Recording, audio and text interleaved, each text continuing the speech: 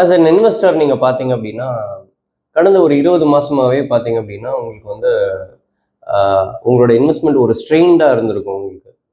ஜென்ரலாக பார்த்தீங்க அப்படின்னா செப்டம்பர் 2024 அதுக்கப்புறம் வந்த இன்வெஸ்டர்ஸ் இல்லைனா 24 பண்ண இன்வெஸ்டர்ஸ் எல்லாருக்குமே பார்த்தீங்க அப்படின்னா மார்க்கெட் ரிட்டர்ன்ஸ் அப்படின்றது ரொம்ப ஃப்ளாட்டாக தான் இருந்திருக்கு, இல்லைனா நெகட்டிவாக இருந்திருக்கு. சில ஜோன்ஸில் நீங்கள் ஸ்மால் கேப் வாங்கியிருந்தீங்க அப்படின்னா நெகட்டிவாக இருந்திருக்கும், ஒரு லார்ஜ் கேப் வாங்கியிருந்தாலும் நெகட்டிவாக இருந்திருக்கும். மிட் கேப் மட்டும் தான் நல்லா பண்ணுச்சு இந்தியாவோட மார்க்கெட்ஸில் பார்த்தீங்க அப்படின்னா.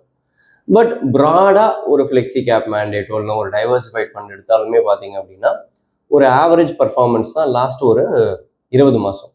ஸோ இன்வெஸ்டருக்கு வந்து பார்த்தீங்கன்னா இந்த ரீசன்சி பயாஸ் அப்படின்றது ஒன்று இருக்கும். ஓகே, ஸோ அந்த ரீசன்சி பயாஸ் இப்போ பார்த்தீங்க அப்படின்னா லாஸ்ட் 20 மாதமாக என் போர்ட்ஃபோலியோ எங்கேயுமே நகரல.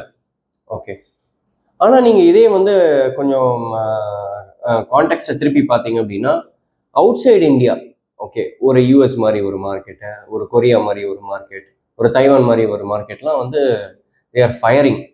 ஓகேங்களா? ஸோ பட் ஆனால் நம்ம போர்ட்ஃபோலியோ பார்த்தீங்க அப்படின்னா ஒரு 20 மாதம் நகரவே இல்லை. ஸோ இந்த கான்டெக்ட்ல ஒரு இன்வெஸ்டர் என்ன பண்ணி இருக்கலாம்? ஓகே, ஸோ அதுதான் முக்கியமான விஷயம் நம்ம வந்து இன்னைக்கு பேச போகிறோம். ஓகே, ஸோ அசெட் அலோகேஷனில் நம்ம ரொம்ப ஸ்ட்ராங்காக பேசுகிற ஒரு விஷயம் பார்த்தீங்க அப்படின்னா நம்ம அசெட் அலோகேஷன் பேசுவோம், நிறைய பேசியிருக்கோம். நம்ம ஈக்விட்டி எவ்வளோ இருக்கணும், டெட் எவ்வளோ இருக்கணும், நம்ம வந்து கோல்டு எவ்வளோ இருக்கணும் அப்படின்னு பேசியிருக்கோம்.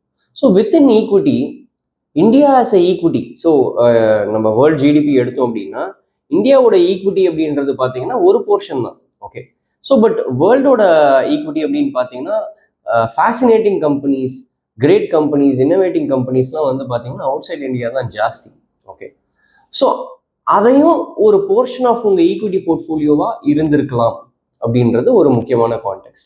ஸோ ஜென்ரலாக இந்த international part of the portfolio பார்த்தீங்க அப்படின்னா உங்கள் போர்ட்ஃபோலியோவில் எப்பயுமே இருக்கணும்ன்றது ஒரு ஸ்ட்ராங்கான ஒரு கன்சிடரேஷனாக சொல்லுவேன். இன்னைக்கு பர்ஃபார்மன்ஸ் வந்துருச்சு அப்படின்றத நம்ம பேசல. ஸோ இதுக்கு முன்னாடி நம்ம கோல்டை பற்றி பேசியிருக்கோம். ஸோ 2022 பார்த்தீங்கன்னா நிறைய கிளைண்ட்ஸுக்கு நம்ம வந்து ஒரு நாஸ்டாக் ஃபண்ட்ஸ் கொடுத்துருக்கோம். ஸோ அப்போ ஈக்விட்டி யூஎஸ் ஈக்விட்டி மார்க்கெட் ரொம்ப ஒரு வேல்யூ ஸ்பேஸில் இருந்தது. ஆனால் நம்ம ஃபோக்கஸ் எல்லாமே ஒரு இந்தியாவை நோக்கி தான் இருந்தது. ஸோ நம்ம இந்தியாவை நோக்கி தான் நம்ம இன்வெஸ்ட் பண்ணோம், எல்லாமே இந்தியாவை நோக்கி தான் இருந்தது. ஆஸ் எ இன்வெஸ்டர் பார்த்தீங்கன்னா இந்தியன் இன்வெஸ்டர்னு பார்த்தீங்க அப்படின்னா நம்மளோட 100 ரூபாயில் பார்த்தீங்கன்னா டேட்டா என்ன சொல்லுதுன்னா கிட்டத்தட்ட ஒரு 98% உங்களோட என்டையர் போர்ட்ஃபோலியோ வந்து பார்த்தீங்க அப்படின்னா இந்தியன் ஈக்விட்டியை நோக்கி தான் இருக்கும். ஓகே, ஸோ நீங்கள் ஈக்விட்டியோட அசெட் அலோகேஷனில் என்ன இன்னும் பைஃபர்கேட் பண்ணணுன்றது is a very very critical point. So இதில் இன்டர்நேஷ்னல் ஈக்விட்டியும் நீங்கள் கொண்டு வரணும் அப்படின்றது என்னோட ஒரு ஹம்பிள் சஜஷன் அண்ட் ரிக்வெஸ்ட்னு சொல்லுவேன்.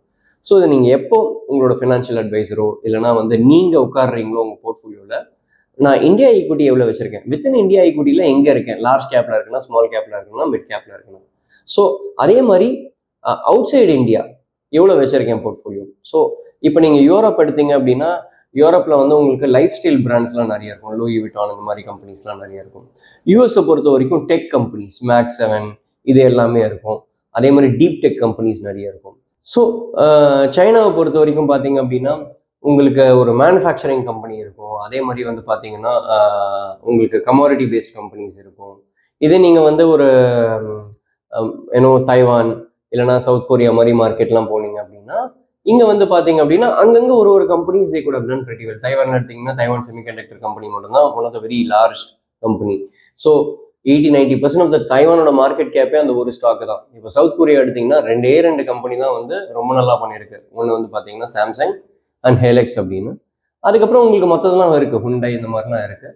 ஸோ சவுத் கொரியன் மார்க்கெட் வந்து இப்போ talk of the town. Okay, so ஏன் அப்படின்னு பார்த்தீங்கன்னா இன்னைக்கு கான்டெக்ட்ல ரிட்டர்ன்ஸ் வந்துருச்சு. ஆனால் ஒரு 1.5-2 வருஷத்துக்கு முன்னாடி பார்த்தீங்க அப்படின்னா சவுத் கொரியன் மார்க்கெட்டோட பிஇஏ வந்து பார்த்தீங்கன்னா ஒரு 4-5 தான் இருந்தது. It was a deep value at that point in time. So அப்போ என்ன பண்ணுவோம்னா எல்லாருமே யூஎஸ் நோக்கி பார்த்துட்டு இருந்தாங்க. ஓகே, ஏன்னா இங்கே தான் வந்து ஆந்த்ரோபிக் இருக்குது, சாட் ஜிபிடி இருக்குது, எல்லாமே இருக்குது.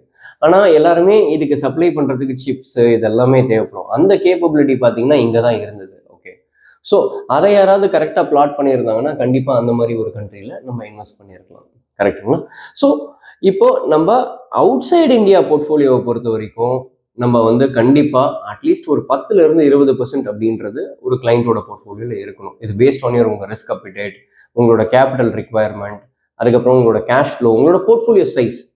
நீங்கள் மொத்தமாகவே ஒரு 10 லட்சம் தான் வச்சுருக்கீங்க அப்படின்னா 1 லட்ச ரூபா நீங்கள் இன்டர்நேஷ்னலில் போடுறதால ஒன்றும் பெரிய டிஃப்ரென்ஸ் வராது உங்களுக்கு. ஸோ இதே உங்களுக்கு போர்ட்ஃபோலியோ வளர வளர பார்த்தீங்க அப்படின்னா இந்த இன்டர்நேஷ்னல் நீங்கள் கொண்டு வரணும். ஓகே, ஏன்னா இதில் 2 விஷயம். ஒன்று, பெஸ்ட் கம்பெனிஸ், வேர்ல்ட்ஸ் பெஸ்ட் கம்பெனிஸ்லாம் பார்த்தீங்கன்னா அவுட் சைட் இந்தியா தான் நிறைய இருக்குது, ரைட்? ஸோ அதையும் நீங்கள் பார்ட்டிசிபேட் பண்ணணும். இன்றைக்கி ஆப்பிள் மாதிரி ஒரு ஃபோன் வாங்குகிறோம், அந்த கம்பெனியில் நம்ம இன்வெஸ்ட் பண்ணணுமா அப்படின்றத நம்ம பார்க்கணும். ஸோ ஜென்ரலாக நிறைய இடிஎஃப்ஸ்லாம் இருக்குது அவுட் சைட் இந்தியா. ஸோ அந்த மாதிரி இடிஎஃப்ஸில் நீங்கள் பார்ட்டிசிபேட் பண்ணலாம். ஸோ 10லேருந்து 20% ஒரு நல்ல allocation to the clients based on அவரோட ஒரு போர்ட்ஃபோலியோ அப்ரோச்சை பொறுத்த வரைக்கும் ஒரு 10லேருந்து 20% நம்ம நேவிகேட் பண்ணலாம். ஓகே, ஸோ இது எப்படி பண்ணலாம்? இதில் கொஞ்சம் நமக்கு பாட்டில் நெக்ஸ் இருந்தது. ஸோ நமக்கு ஒரு 2 வருஷத்துக்கு முன்னாடியே தெரியும் இந்த யூஎஸில் வந்து இந்த யூஎஸ் பிளே கொஞ்சம் அக்ரெசிவ் ஆக போகுது, யூஎஸ் மார்க்கெட் நல்லா பண்ண வாய்ப்பு இருக்குன்னு. அப்போ என்ன ஆயிடுச்சுன்னு பார்த்தீங்கன்னா மோஸ்ட் ஆஃப் த இந்தியன் இன்வெஸ்டர்ஸோட ரூட்டுன்னு பார்த்தீங்க அப்படின்னா மியூச்சுவல் ஃபண்ட் மூலியமாக தான் வாங்கிட்டு இருந்தாங்க. ஸோ ஃபண்டாக இருக்கும், ஒரு நாஸ்டாக் ஃபண்டாக இருக்கும், ஒரு ஹேங்செங் ஃபண்டாக இருக்கும், அந்த மாதிரி தான் வாங்கிட்டு இருந்தாங்க. ஆனால் இந்த எல்ஆர்எஸ் ரூட் ரெஸ்ட்ரிக்ஷன் இருக்கிறதால என்ன ஆயிடுச்சு அப்படின்னா ஒரு 1.5 வருஷமாகவே பார்த்தீங்கன்னா இந்த இன்டர்நேஷ்னல் ஃபண்ட்ஸ் எல்லாமே ஸ்டாப் பண்ணிட்டாங்க.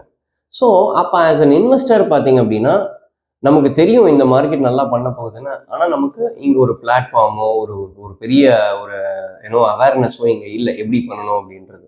ஸோ இந்த ஒரு ஜோன் ஸ்லோவாக இன்னைக்கு ஓப்பன் அப் ஆகுது.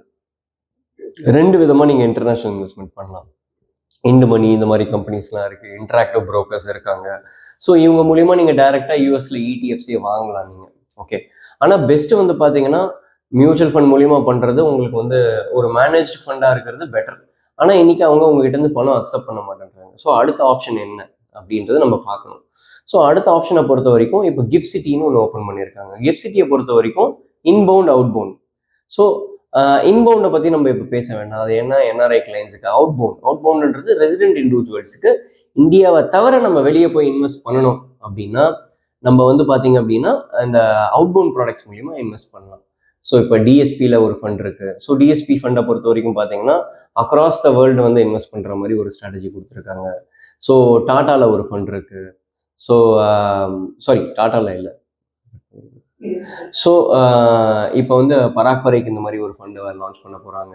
ஓகே, அதே மாதிரி Jio BlackRock. So last week பார்த்தீங்கன்னா ஜியோ பிளாக் ராக்கோட பேசிட்டு இருந்தோம். BlackRock is one of the very large US based company. Okay, so அவங்க வந்து அலாதின்னு ஒரு டெக்னாலஜிலாம் வச்சுருக்காங்க. ஸோ அவங்களும் கிஃப்ட் சிட்டியில் வர போகிறாங்க. ஸோ கிஃப்ட் சிட்டி ஸ்லோவாக ஆர்கனைஸ்டு ரூட்டில் ஒரு ஃபண்டாக போய் இங்கேருந்தே நீங்கள் வாங்கலாம். இந்த செக்மெண்ட் ஓப்பன் அப் ஆக போகுது. நீங்கள் நம்ம ஜென்ரலாக இன்டர்நேஷ்னலாக யூஎஸ் மட்டும் தான் இன்வெஸ்ட் பண்ணியிருப்போம். ஆனால் நமக்கு வெரைட்டி ஆஃப் இன்டர்நேஷ்னல் இன்வெஸ்ட்மெண்ட்ஸ் வரப்போகுது. ஒரு ஜப்பான் மார்க்கெட் வாங்கணுன்னா வாங்கலாம், ஒரு ஹேங்செங் வாங்கணுன்னா வாங்கலாம், ஒரு தைவான் வாங்கணுன்னா வாங்கலாம். ஸோ அந்த கிஃப்ட் சிட்டியை நீங்கள் ரொம்ப க்ளோஸாக வாட்ச் பண்ணணும் நீங்கள். ஏன்னா நிறைய அப்டேட்ஸ் வந்துக்கிட்டே இருக்குது. ஆனால் இன்னொரு 1 இயர் ஆகும் நம்ம இதை ஸ்டெபிலைஸ் பண்ணி இன்னும் நல்லா பண்ணுறதுக்கு அந்த கிஃப்ட் சிட்டி சைடில். ஏன்னா டேட்டா இல்லை. ஏன்னா ஒரு புது செக்மெண்ட் வருதுன்னா நம்ம எடுத்தோன்னே ஜம்ப் பண்ண வேண்டாம். இன்னியை பொறுத்த வரைக்கும் பார்த்தீங்கன்னா India is much attractive then world economy. Okay, so இன்னைக்கு இந்தியாவில் தான் நம்ம வந்து ப்ராடாக இன்வெஸ்ட் பண்ணணும். ஏன்னா லாஸ்ட் 20 months அண்டர் பர்ஃபார்மன்ஸ். அப்போது இந்தியா சீப்பாக இருக்குது. அப்போ இங்கே இருக்கிற போர்ட்ஃபோலியோவில் நீங்கள் என்ன இங்கேருந்து நெக்ஸ்ட் 2 years 3 years எது நல்லா நகர போகுதோ அதை நோக்கி உங்கள் போர்ட்ஃபோலியோ இருக்கணும். அதே மாதிரி நீங்கள் இன்னைக்கு ஸ்டார்ட் பண்ணலாம். ஸோ இந்த இன்டர்நேஷ்னல் இன்வெஸ்டிங்கை ஒரு எஸ்ஐபியாவோ அந்த மாதிரி நீங்கள் ஸ்டார்ட் பண்ணலாம். ஸோ எல்லாத்துக்குமே ஒரு பிள்ளையார் சொல்லி நீங்கள் போடணும். ஓகே, என்னைக்காவது ஒரு இடத்துல ஸ்டார்ட் பண்ணணும். ஸோ தெர் இஸ் நோ நம்ம வந்து ஸ்டாக் வாங்குற மாதிரி இது கரெக்டான டைமில் வாங்கி கரெக்டாக டைம் பண்ணணுன்றதுலாம் கிடையாது. ஏன்னா இது மேனேஜ்டு இன்வெஸ்ட்மெண்ட்ஸ் தான். ஒரு இடத்துல நம்ம ஆரம்பிக்கணும். அந்த ஆரம்பிக்கணும் அப்படின்றது வந்து பார்த்தீங்கன்னா ஜென்ரலாக எப்போ ஆரம்பிப்பாங்கன்னா பீக் ஆஃப் த மார்க்கெட் தான் ஆரம்பிப்பாங்க. ஏன்னா சென்டிமெண்ட்ஸ் நல்லா இருக்கும், எல்லாருமே பணம் பண்ணியிருப்பாங்க, பாஸ்ட் ட்ராக் ரெக்கார்ட் இருக்கும். ஸோ இதை பேஸ் பண்ணி தான் நம்ம பண்ணணும். இது இல்லாமல் இப்போ இருக்கிற இன்வெஸ்டருக்கு ஒன்றும் ஒரு நல்ல செய்தி என்ன அப்படின்னு பார்த்தீங்க அப்படின்னா இவ்வளோ நாள் மியூச்சுவல் ஃபண்டில் கிஃப்ட் சிட்டி ஆப்ரேட் ஆகிட்டு இருந்தது. முன்னாடி பார்த்தீங்க அப்படின்னா நீங்கள் ஒரு ஸ்டாக்கோ ஷேரோ இடிஎஃப் டைரெக்டாக இன்டர்நேஷ்னலாக போய் வாங்கணும் அப்படின்னா ஒரு ஐசிஐசிஐ டைரக்ட் இல்லைனா ஹெச்டிஎஃப்சி இல்லைனா இண்டு மணி இவங்க மூலியமாக அவங்க வந்து ஒரு டைஅப் அங்கே இருக்கிற லோக்கல் புரோக்கர்ஸோட ஒரு டைஅப் வச்சுருப்பாங்க, அவங்க மூலியமாக வாங்குவீங்க நீங்கள். ஆனால் அது இப்போ என்ன ஆயிடுச்சு அப்படின்னு பார்த்தீங்க அப்படின்னா நமக்கு கன்வர்ஷன் ப்ராப்ளம் இருக்கும், நிறைய தலைவலி. அதில் நமக்கு எப்போ பணம் வரும், அதில் நீங்கள் எல்லாம் பணம்லாம் பண்ணி முடிச்சுடுங்க, அப்புறம் உங்களுக்கு டேக்ஸ் ஸ்டேட்மெண்ட்ஸ் வேணும்.